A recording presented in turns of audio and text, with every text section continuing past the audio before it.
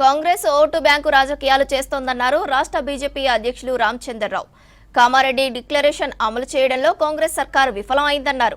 యాదాద్రి భువనగిరి జిల్లా పార్టీ ముఖ్య కార్యకర్తల సమ్మేళనంలో పాల్గొన్నారు రామచంద్రరావు. కాంగ్రెస్ పోరాటం బీసీ బిల్లు కోసం కాదని ముస్లిం రిజర్వేషన్ల కోసమని ఆరోపించారు. ఫోన్ ట్యాపింగ్, కాళేశ్వరం కేసులో బీఆర్ఎస్ నేతలను ఎందుకు అరెస్టు చేయడం లేదని ప్రశ్నించారు. యూరియాను బ్లాక్ చేసి కృత్రిమ కొరత సృష్టిస్తున్నారన్నారు రామచంద్రరావు. చేనేత దినోత్సవ సందర్భంగా యాదాద్రి భువనగిరి జిల్లా రావడం జరిగింది.